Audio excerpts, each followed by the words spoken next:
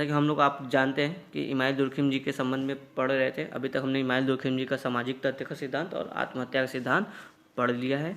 अब उसके बाद हम जो कि इनका एक अगला जो बहुत इंपॉर्टेंट सिद्धांत है, ये भी जो कि एग्जाम में अक्सर क्वेश्चन बनते हैं इससे, श्रम विभाजन का सिद्धांत। इन्होंने जो एक श्रम विभाजक सिद्धांत दिया है, इसका अध्ययन करने जाएंगे। ये हमारे इमाइल दुर्खिम जी। चलो फटाफट से शुरू करते हैं, ज़्यादा देर न करते हुए। चलो पहले मैं आपको थोड़ा सा इमाइल दुर्खिम जी का नज़रिया बता दूं कि ये श्रम विभाजन का अध्ययन किस आधार पर करते हैं या किस सोच के आधार पर करते हैं। देखो, इमाइल दुर्खिम जी का जो कि शुरू से मानना था कि अगर आपको आज के किसी घटना का अध्ययन करना है ना, कोई भी आज का घटना है उसका अध्ययन करना है, तो उसके लिए आपको जो है कि उसके इतिहास में जाना होगा। तब आपको पता चले कि आज ऐसी घटना है या आज ऐसा व्यवहार लोगों का या फिर आज ऐसा समाज क्यों है। तो इसके लिए जो देखो दुर्खिम जी जो है ना, श्रम विभाजन का जो सिद्धांत देते हैं, इसके लिए भी जो है कि इसके इतिहास में जाते हैं। इसके इतिहास में जो है कि जाकर अब खोलो ऐसे हिस्ट्री, इसके इतिहास में जाकर जो कि इसका अध्ययन करके जो कि बताते हैं कि इस आज जो श्रम विभाजन है इसका क्या कारण है और ये समाज में क्या इसकी भूमिका है या फिर समाज में ये किस तरह से बना हुआ है। अब देखो, दुर्खिम जी के पहले जो है कि एडम स्मिथ ने वेल्थ ऑफ नेशन की थ्योरी दी थी। उसमें जो कि उन्होंने जो कि श्रम विभाजन या डिवीजन ऑफ लेबर जो है इसका जो कि जिक्र किया था। तो अब जब दुर्खिम जी आ गए तो उन्होंने बोला, एक मिनट सर, स्मिथ सर एक सेकेंड आप रुक जाइए, आप अभी ये नहीं कह सकते कि ये जो कि श्रम विभाजन जो कि आर्थिक विषय का क्षेत्र है, आर्थिक क्षेत्र का विषय है, ठीक है। तो उन्होंने कहा सर ऐसा नहीं है कि ये सिर्फ आर्थिक विषय का क्षेत्र है। उन्होंने कहा यह जो श्रम विभाजन है यह एक सामाजिक, ठीक है, यह एक सामाजिक विषय क्षेत्र है, ना कि आर्थिक विषय क्षेत्र है। देखो, ये अपने बात को प्रूफ भी करेंगे। कैसे? ये अपने बात को प्रूफ करने के लिए देखो दो तरह से इसका अध्ययन करते हैं। एक सेकेंड, ये क्या करते हैं, प्राचीन समाज को लेते हैं, ठीक है, मान लो जो आपके प्राचीन समाज है, पुराने समाज है, उनको लेंगे और आपके जो एक आज का मॉडर्न समाज है इसको लेंगे। इन दोनों समाज की तुलना करके जो कि श्रम विभाजन के सिद्धांत को ये अपनी व्याख्या करते हैं इन्हीं आधार पे और बताते हैं कि किस तरह से यह जो कि एक आर्थिक क्रिया का आर्थिक विषय क्षेत्र ना होकर सामाजिक विषय क्षेत्र है। और देखो, दुर्खिम जी जो कि इसी श्रम विभाजन के आधार पर बताएंगे किस तरह से समाज की संरचना का निर्माण होता है, ठीक है, कोई भी समाज की संरचना का निर्माण कैसे होता है। अब ये जो कि दुर्खिम जी जो कि श्रम विभाजन के आधार पर ही बताएंगे और ये साथ ही बताएंगे समाज में परिवर्तन किस तरह से होता है, समाज में संघर्ष की स्थिति कैसे बनती है। देखो, ये याद रखना, मैं बात करता रहूँगा, मैं आपको मतलब कि जब भी ये टॉपिक आएंगे तो मैं आपको थोड़ा सा हाईलाइट तो करूँगा कि इस विषय में बात करें, लेकिन आप भी ध्यान रखिएगा। देखो, तीन चार चीज़ें हैं, जैसे सामाजिक संरचना के विषय में इससे निकालेंगे जो कि देखो इस सिद्धांत से वो दो तीन चीज़ें काम करें। एक तो सामाजिक संरचना को बताने का प्रयास कर रहे हैं, दूसरा समाज में जो संघर्ष हो रहा है उसके कारण को बताने की कोशिश करें, तीसरा जो समाज में परिवर्तन आ रहा है उसके बारे में बात करेंगे, ठीक है। इससे देखो दो तीन टॉपिक जुड़े हैं, आपका एग्जाम में सीधा सीधा पूछ सकता है ये चीज़ें कि श्रम विभाजन से सामाजिक परिवर्तन कैसे होता है या श्रम विभाजन से सामाजिक संघर्ष कैसे आता है या फिर श्रम विभाजन जो कि आधुनिक समाज के निर्माण में कैसे सहायक है, कुछ भी क्वेश्चन आ सकता है। तो अब देखो ये जो कि अध्ययन करते हैं, अब फॉर एग्जाम्पल आप समझ लो भारत का ही, अब पहले आप समझ लो एक सेकंड कि श्रम विभाजन होता है क्या, एक डेफिनेशन थोड़ा समझ लेते हैं। श्रम विभाजन का अर्थ है एक कार्य का कई लोगों में बांट देना, ठीक है, सिंपल समझो, मतलब कि किसी काम को आप छोटे छोटे टुकड़ों में तोड़ दे रहे हो, ठीक है। जब आप किसी काम को छोटे छोटे टुकड़ों में मतलब कि कई लोग मिलकर कर रहे हैं किसी एक काम को, जैसे मैंने आपको कार का एग्जांपल दिया था कि इंजन कोई और बना रहा है, उसके टायर कोई और बना रहा है, उसके गेट कोई बना रहा है, उसको पेंट कोई और कर रहा है, उसका मैकेनिक कोई और है ना। तो ये सब क्या होता है, लेकिन काम क्या है, एक ही है, कार बनाना। तो ये क्या हो रहा है, श्रम विभाजन हो रहा है, ठीक है। अब समझ में आ गया होगा कि आपको श्रम विभाजन क्या है। अब चलो देखते हैं, समझते हैं कि इतिहास में कैसे ये बोलते हैं कि जो श्रम विभाजन जो कि एक सामाजिक विषय है ना कि आर्थिक विषय। देखो जैसे आप हाँ, अपने भारत का जाति व्यवस्था वाला सिस्टम ही ले लो, है ना। जाति व्यवस्था जो कि आपके जाति व्यवस्था में क्या होता है कि समाज को चार भागों में बांट दिया गया है, जिसमें जो कि ब्राह्मण, क्षत्रिय, वैश्य, शूद्र आपके आते हैं। ये चार, ब्राह्मण, क्षत्रिय, वैश्य और शूद्र आते हैं, ये चार वर्ग चार जाति में बांट दिया गया। अब बोले कि देखो समाज ने इन चार जाति को बांटा और समाज ने बोला कि ये चारों जाति के अपने अपने काम हैं, ये जाति यही काम करेगा, वो जाति वो काम करेगा, वो जाति इनके अपने काम भी निर्धारित कर दिए। अब जो ये काम कर रहे हैं ये देखो किसने निर्धारित किया है, जैसे कोई क्षत्रिय है तो युद्ध लड़ रहा है, ब्राह्मण है तो पूजा पाठ का कार्य कर रहा है, धार्मिक कार्य कर रहा है, वैश्य है तो व्यापार का कार्य करेगा, शूद्र है तो इन तीनों की सेवा वाला काम कर रहा है। तो ये किसने बांटा, ये बांटा, इनके कार्यों को किसने बांटा इस तरह से, जो श्रम विभाजन किसने किया, ये काम किया समाज ने, हमारे समाज ने ही जो है कि इनके जो कि कार्यों को बंटवारा किए, हमारी सोसाइटी ने, ठीक है, समझ में आ रहा होगा आपको। तो अब देखो ये बोलते हैं कि प्राचीन समाज के आधार पर अध्ययन करते हैं और आधुनिक समाज के आधार पर। अब चलो देखते हैं प्राचीन समाज में श्रम विभाजन का स्वरूप कैसा था और आधुनिक समाज में। प्राचीन समाज को ये क्या बोलते हैं, सरल समाज। आधुनिक समाज को क्या बोलते हैं, जटिल समाज। इसी आधार पर हम लोग देखेंगे। देखो ये बोलते हैं कि जो प्राचीन सरल समाज था उसमें जो है कि लोगों में एकता कैसी थी, ये समझो। प्राचीन समाज में लोगों में श्रम विभाजन का एकता कैसी थी। प्राचीन समाज में देखो श्रम विभाजन बहुत जटिल नहीं था, सिंपल सा था। सभी लोग को देखो प्राचीन समाज में क्या थी, आबादी बहुत कम थी, लोगों की आवश्यकताएं कम थी, तो उत्पादन भी कम होता था और एक सीमित एरिया। आज जो है कि देखोगे बहुत सारी वैरायटी एक चीज़ में आ गई, लेकिन पहले क्या था, इतनी सारी वैरायटी नहीं थी। जैसे मान लो कपड़ा में ही देख लो, आज बहुत सारे वैरायटी कपड़े में आ गए, लेकिन पहले क्या था, उतनी वैरायटी नहीं थे, थोड़े बहुत मतलब 3-4 टाइप के ही कपड़े होते थे, पुरुष के लिए, बच्चों के लिए और स्त्री के लिए। लेकिन पहले आज आप देखोगे आज बहुत सारे वैरायटी आ गए हैं। शादी के लिए अलग कपड़ा है, घर के लिए अलग कपड़ा है, सोने के लिए अलग कपड़ा है, कहीं आने जाने के लिए अलग कपड़ा है, होली खेलने के लिए अलग कपड़ा है, त्यौहार के लिए अलग कपड़ा है। तब कई तरह के डिजाइन हैं, कई तरह की चीज़ें हैं ना। तो ये बोलते हैं कि पहले जो कि इतना ये सब चीज़ें स्पेसिफिक नहीं थी, तो उस आधार पर क्या था, लोगों की आवश्यकताएं कम थी। तो आवश्यकता कम थी तो उत्पादन भी कम होता था। जब उत्पादन कम होता था, देखो काम जो कि निम्न आधार पर बांटे थे, लिंग के आधार पर, आयु के आधार पर, मतलब छोटे मोटे काम जो कि बच्चों मतलब कम उम्र के, बड़े काम जो कि बड़े उम्र के, लिंग के आधार पर, पुरुष स्त्री के आधार पर बटा था। और दोनों जो कि समान कार्य करते थे, ठीक है, समानता था दोनों में। मतलब जो पुरुष कार्य करता था वही कार्य लगभग स्त्री करती थी। और देखो वस्तुओं के उत्पादन में समानता आती थी। इससे जो ये समान रूप से कार्य को उत्पादन करते थे, मतलब कि जैसे जो पुरुष जो कि कोई चीज़ बना रहे थे, स्त्री भी वही काम कर रही थी। मतलब समाज में लगभग सभी लोग जो है कि वही चीज़ें, मतलब विभिन्न वर्ग एक ही चीज़ों को निर्माण करें। बहुत ज़्यादा वैरायटी नहीं थी, थोड़ी चीज़ों में विभिन्नता थी। तो इन्होंने जो कि प्राचीन समाज के इस तरह के जो कि एकता को, इस आधार पर इनमें जो कि एकता थी, इनमें एकता होने का क्या कारण था कि इनके विचार आपस में मिलते थे, इनके मूल्य आपस में मिलते थे, इनके जो भावनाएं थी वो आपस में जुड़ी थी, है ना। मतलब सांस्कृतिक रूप से जो कि ये एक दूसरे से जुड़े थे। तो ऐसे एकता को इन्होंने क्या बोला, दुर्कहेम जी ने यांत्रिक समानता या मैकेनिकल समानता को इन्होंने इसका नाम दिया। तो ये याद रखना टर्म, यांत्रिक समानता। जबकि जटिल समाज में जो समानता पाई जाती है ऐसे काम के आधार पर, श्रम विभाजन के आधार पर, उसको जो कि सावयवी समानता जो कि बोला है दुर्कहेम जी ने। चलो आगे समझते हैं थोड़ा सा। अब यांत्रिक समानता आपको समझ में आ गया। मतलब पहले का समाज जो कि प्राचीन समाज जो कि सरल था, इसमें जो कि ज़्यादा कार्य होते नहीं थे, ज़्यादा आवश्यकता थी नहीं, तो लोग लगभग एक ही जैसे प्रोडक्ट का उत्पादन करते थे, प्रोडक्ट में ज़्यादा विभिन्नता थी नहीं। तो इस कारण जो कि उनके अंदर जो कि उनके विचारों में, मूल्यों में जो कि समानताएं पाई जाती थी, लोग समूह में रहते थे। तो इस तरह की एकता को, इस तरह के कार्य के आधार पर एकता को क्या दुर्कहेम जी ने बोला, यांत्रिक समानता।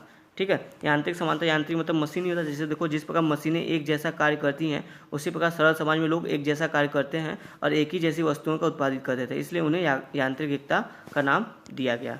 ठीक है, अब ये तो हो गई हमारी सरल समाज की बात। अब आते हैं, अब इस आधार पर इनमें जो कि एकता पाई जाती थी। ठीक है, लेकिन अब सवाल उठता है कि जटिल समाज में तो अब देखो विचारों में एकता तो है नहीं, विचारों में विभिन्नता आ गई है, लोग समूह में बहुत कम रह रहे हैं, लेकिन फिर भी ये जटिल समाज आज बना हुआ है। क्यों ये जटिल समाज क्यों नहीं कोलैप्स हो गया, क्यों नहीं इसका विघटन हो गया, जबकि प्राचीन समाज जो मूल्य, जिस कारण से वो एकता थी, वो कारण तो यहाँ पे पाए नहीं जाते हैं।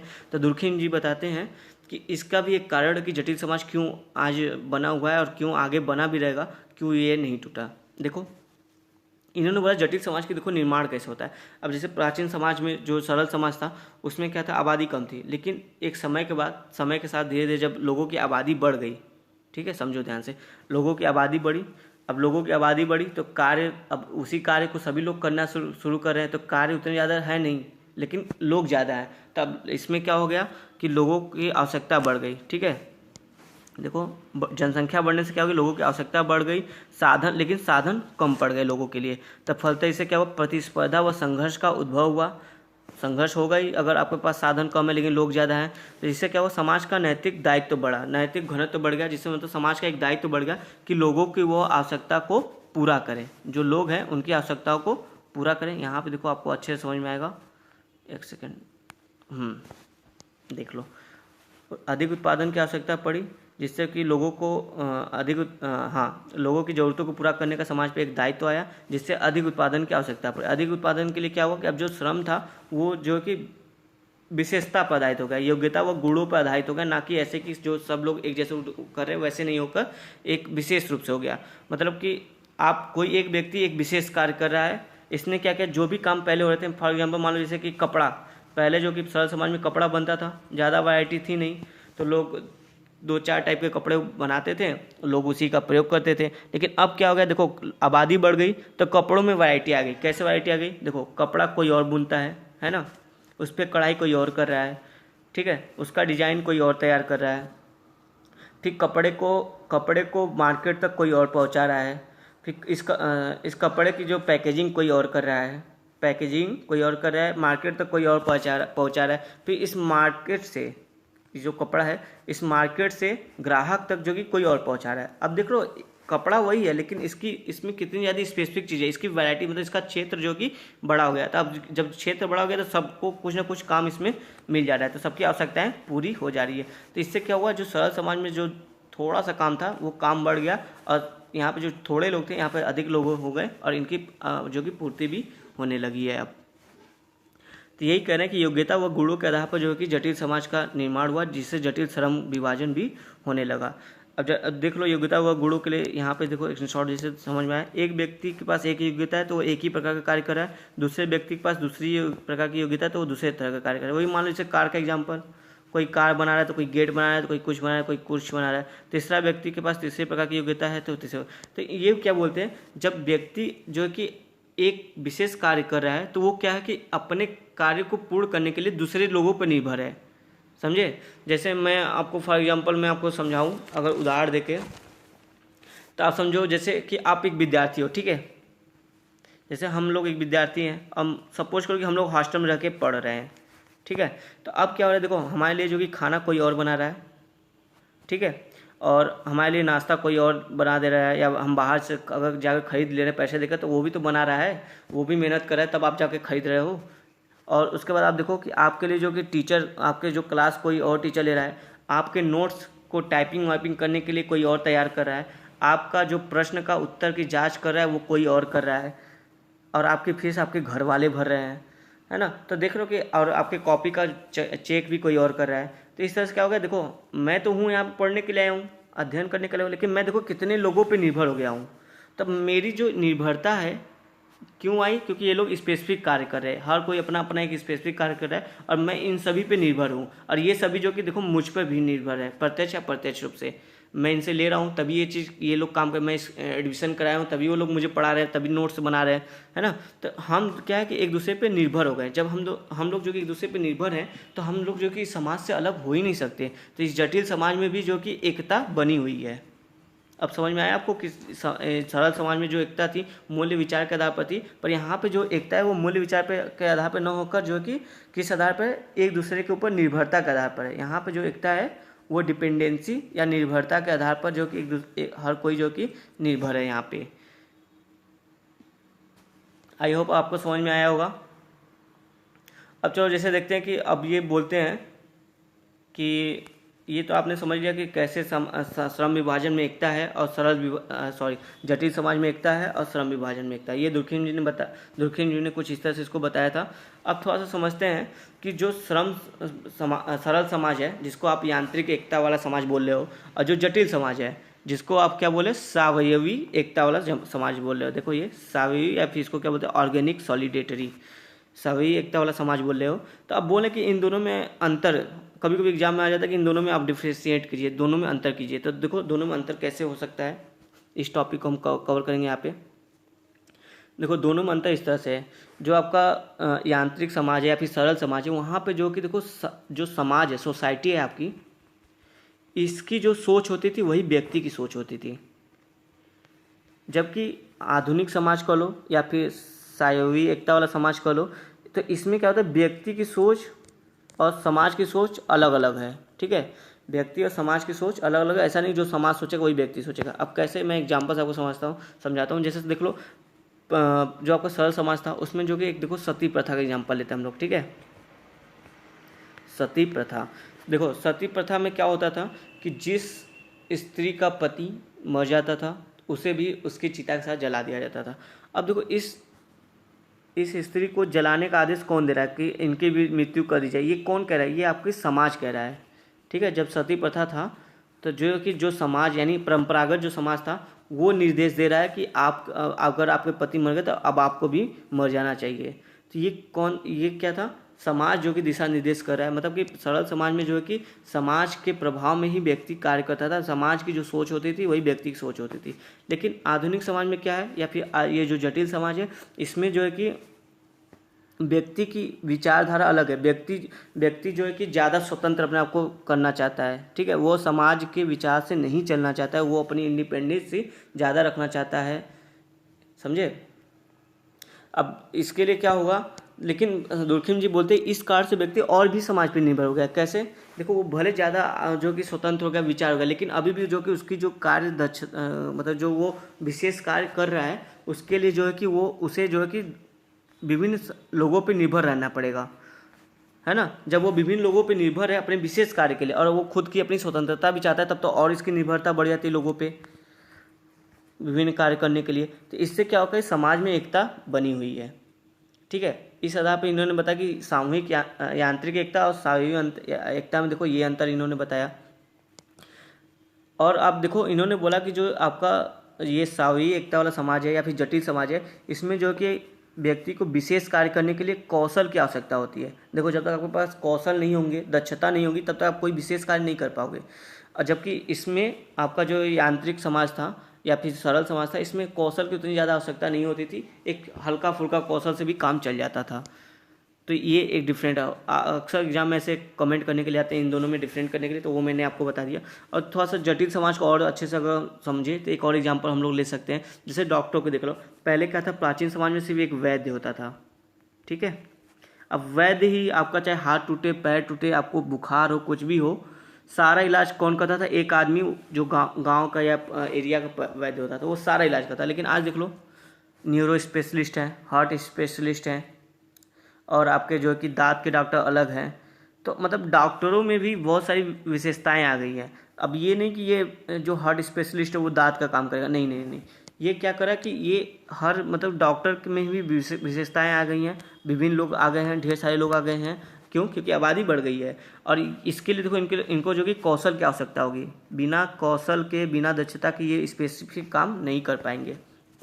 ठीक है, और इस वजह से जो कि एक दूसरे से अपने हर काम के लिए निर्भर है। विभिन्न लोगों पे, मान लो ये मैं हूँ तो मैं कोई एक डॉक्टर स्पेशलिस्ट हूँ, मान लो किसी दांत का ही डॉक्टर का, तो लेकिन मुझे और कोई रोग होगा तो मैं अपने से इलाज तो नहीं ना कर पाऊँ, किसी और डॉक्टर के पास जाऊँगा। मुझे और कोई ज़रूरत है, जैसे कपड़े की ज़रूरत है, कार खरीदने की ज़रूरत है, या फिर सड़क पर चलने की ज़रूरत है, बिजली की ज़रूरत है, या फिर मुझे जो चाहिए कि समाज में शांति बना रहे, तो इसके लिए प्रशासन व्यवस्था की जरूरत है। ये क्या है कि मैं देखो इन सब पे निर्भर हूँ, ताकि मैं अपने जो जीवन में जो भी विशेष कार्य कर रहा हूँ उसको आसानी से कर सकूँ, आसानी पूर्वक, बिना किसी क्या बोलते हैं उसको, एक सेकेंड, बिना किसी समस्या के। ठीक है, तो ये यहाँ पर हमने समझा कि सामूहिक एकता और यांत्रिक एकता में किस तरह से अंतर है। अब देखो इससे ये क्या बोलते हैं कि देखो श्रम विभाजन का एक रोल दुर्खिम जी बताते हैं कि यह समाज के लिए नकारात्मक भी हो सकता है। कैसे नकारात्मक होगा? अब जैसे मैंने बोला श्रम विभाजन जो कि समाज में संघर्ष रहता है, तो आइए उस टॉपिक पे हम लोग बात कर रहे हैं। ठीक है, देखो ये समाज के लिए इन्होंने बोला नकारात्मक हो सकता है। समझते कैसे? देखो समाज में ये जो कि एनोमी लाता है, एनोमी भी ला सकता है, यानी प्रतिमानहीनता की स्थिति। जब जैसे मान लो समाज में कोई सामाजिक नियम कानून को ना माने, तो जैसे मान लो कि फॉर एग्जांपल कोई प्रशासनिक अधिकारी है, अब वो करप्शन में इन्वॉल्व है, वो कह रहा है कि ठीक है मैं अपने काम दायित्व जो कि अच्छे से नहीं करूँगा, मुझे पहले पैसा खिलाओ तो फिर मैं तुम्हारा काम करूँगा। अब मान लो कोई परियोजना है या कोई कार्य है किसी का अटका हुआ है, तो जब तक इसके ये बोला कि जब तक मैं इसको पैसा नहीं खिलाऊंगा तब तक मैं तुम्हारा काम नहीं करूँगा। अब इसका काम तो रुक गया। इसका काम रुकने से क्या होगा, जो मान लो ये कोई किसान है, इसको बीज खरीदने के लिए लोन चाहिए था, पर ये लोन अधिकारी जो है कि वो बोला कि आप पहले तुम मुझे पैसा खिलाओ तब मैं तुम्हारा लोन पास करूँगा। अब ये किसान जो कि अब यहाँ से लोन ले नहीं पा रहा है, लोन ले नहीं पाएगा तो खेती कर नहीं पाएगा, खेती नहीं कर पाएगा तो इससे जो अनाज उत्पादन होगा, इस अनाज पे जो निर्भर लोग हैं उन्हें अनाज नहीं मिल पाएगा। देख रहे हो? तो किसी एक के अच्छे से मतलब सामाजिक नियम की अवहेलना करने से समाज में जो कि डिस्टर्बेंस मतलब कि थोड़ा सी हलचल हो जाती है प्रतिमानहीनता के कारण। तो ये क्या होता है, इस तरह से जो श्रम विभाजन जो होता है, मतलब ये इस तरह से जो कि श्रम विभाजन, देखो अब ये प्रशासन वाला श्रम विभाजन है, ये किसान वाला श्रम विभाजन है, ये इस पर निर्भर वाले श्रम विभाजन वाले लोग हैं। तो इस तरह से क्या होता है, समाज में जो कि विचलन की स्थिति आ जाती है। एक तो इस कारण से समाज में संघर्ष की स्थिति आती है। दूसरा इन्होंने बताया कि मान लो कोई संस्थागत रूप है जिसका असमान वितरण है। मान लो जैसे कि संस्थाएं जो कि अच्छा काम नहीं कर रही है, लेट से मान लो कि आप समझो कि मान लो कोई स्कूल है, ठीक है। अब कोई स्कूल में कम से कम 5 टीचर की ज़रूरत है 5 विषय को पढ़ाने के लिए, लेकिन वहाँ पे किसी कारणवश वो सोच रहे हैं कि 2 ही टीचर रखते हैं, 2 टीचर जो कि थोड़ा थोड़ा करके 5 विषय पढ़ा देंगे। लेकिन इससे क्या होगा, 5 विषय ये समय पे ख़त्म नहीं होंगे, कभी ये पूरा होगा तो ये छूट जाएगा, वो छूट जाएगा तो कभी वो पूरा होगा। तो इससे क्या होगा कि जो आपका स्कूल का माहौल है वो ख़राब हो जाएगा, स्कूल में लोग आना कम कर देंगे, लोग आप स्कूल में जाना बंद कर देंगे, एडमिशन कम हो जाएगा। तो स्कूल की जो माहौल स्थिति है वो उसमें विचलन आ जाएगा, ठीक है। और तीसरा ये बोलते हैं कि जैसे कि अगर आप बलपूर्वक श्रम कराओ किसी से, तब भी जो है कि आप समाज में जो है कि विचलन की स्थिति आएगी। बलपूर्वक श्रम का मतलब क्या है, जैसे मान लो कोई कास्ट, अपने कास्ट सिस्टम का ही देख लो, कोई आपका शूद्र कास्ट का है जिसको बोला गया कि आप तीनों ऊपर के जो तीनों जाति हैं उनकी सेवा करने के लिए, लेकिन इसका मन है कि नहीं हम तीनों की सेवा नहीं करेंगे, हम जो है कि युद्ध लड़ेंगे, या फिर मतलब हम क्षत्रिय जैसा व्यवहार, या फिर हम व्यापार करना चाहते हैं, मान लो वैश्य वाला काम करना चाहते हैं। लेकिन ये क्या कर रहा है अब इस, लेकिन शूद्र को, लेकिन जो आपकी सोसाइटी है वो बोले कि नहीं आप शूद्र जाति में पैदा हो तो आप व्यापार न करके यही करो। तो लेकिन जब इस पर इतनी पाबंदियां लगेंगी तो ये व्यापार न करके भले वो काम करे, लेकिन ये क्या कि इसके मन में असंतोष आएगा, ये अपने जैसे लोगों को इकट्ठा करेगा और समाज में जो कि देखोगे संघर्ष की स्थिति उत्पन्न हो जाएगी। क्यों? क्योंकि इसका उस काम में मन नहीं लगेगा और इसका जिस काम में मन लग रहा है उस काम को करने नहीं दे रहा है समाज। तो ज़बरदस्ती अगर काम कराओगे आप तो भी जो कि समाज में संघर्ष की स्थिति उत्पन्न हो जाती है। तो ये जो कि इन्होंने बताया कि इस तरह से समाज में संघर्ष की, मैंने आपसे बोला था ये जो कि सामाजिक संघर्ष से भी जोड़ते हैं श्रम विभाजन को। और आगे देखते हैं कि अब देखो सामाजिक संरचना का निर्माण कैसे होता है श्रम विभाजन से। अब ये बात करते हैं सामाजिक संरचना का निर्माण। अब बोलते हैं दुर्खिम जी, जब ये जो एक सेकंड, संरचना यानी स्ट्रक्चर, दुर्खिम जी बोलते हैं कि ये जो श्रम विभाजन से के कारण से जो चीज़ ये संघर्ष की स्थिति हो रही है, इसके लिए आप क्या करो, विभिन्न संस्थाओं का निर्माण करो। ये विभिन्न संस्थाएं जो कि विभिन्न लोगों के लिए, जो विभिन्न वर्ग है, विभिन्न लोग हैं, इन या विभिन्न अधिकारी है, इनके लिए कुछ नियम बनाएंगी। और ये नियम कानून ही जो है कि इस अपराध को या फिर श्रम विभाजन में जो भी विचलन की स्थिति आ रही है उसको नियंत्रित करेंगे, और नियंत्रित करके कि जो है कि समाज को एक सही दिशा पर ले जाएंगे। अब देखो यहाँ पे संस्थाओं का निर्माण करने की बात, संस्था से तात्पर्य जैसे न्यायालय की स्थापना हो जाए, पुलिस स्टेशन की स्थापना हो जाए, राजनीतिक दल आ जाए जो नीति निर्माण करना लगे, ठीक है, मतलब राष्ट्र की एक नेशन की भावना हो जाए, और आपका धार्मिक संस्थाएं आ जाए जो दिशा निर्देश करे धर्म के आधार पर। तो ये विभिन्न संस्थाओं का निर्माण होगा, मतलब विभिन्न संस्थाओं का निर्माण किया जाएगा जो कि आप ये जो समाज में जो भी विसंगतियां पाई जा रही है श्रम विभाजन के कारण उसको ये दूर करेंगे। अब देखो इससे क्या हो गया, सामाजिक संरचना का भी निर्माण हो गया, है ना। जैसे मान लो अपराध को ले लो आप, अगर अपराध होता है तो ये जो समाज है आपका, ये जो सामाजिक संरचना संस्थाएं हैं, ये संस्थाएं क्या करेंगे, अब जैसे आज ही देख लो पुलिस क्या करती है, अगर कोई अपराधी तो पुलिस उसको पकड़ती है, न्यायालय उसको सजा देती है ना। इससे क्या करती है, वो समाज में नियंत्रण लाने की कोशिश करती है कि ताकि इस तरह के समाज में जो कि विसंगतियां या विचलन ना फैले। तो इससे देखो उन्होंने बताया कि कैसे श्रम विभाजन जो कि सामाजिक संरचना के निर्माण में सहायक है। आज हमने ये भी देख लिया अभी। तो इनका कहना था कि प्रोफेशनल संस्थाओं का जो है कि आपको निर्माण करना होगा। इसके लिए इन्होंने एक बुक लिखी है जिसका नाम है professional ethics and morals. Professional ethics and morals में इन्होंने एक बुक लिखी जिसमें बताया कि सामाजिक जो संस्थाएं हैं इनके लिए कुछ ये अपने कुछ नियम कानून बनाए जो समाज में विचलन की स्थिति श्रम विभाजन के कारण जो हो रहा है उसको रोकने के लिए। तो ये मैंने आज आपको बताया श्रम विभाजन की, इमाइल दुर्खिम का श्रम विभाजन का सिद्धांत। आई होप आपको समझ में आया होगा।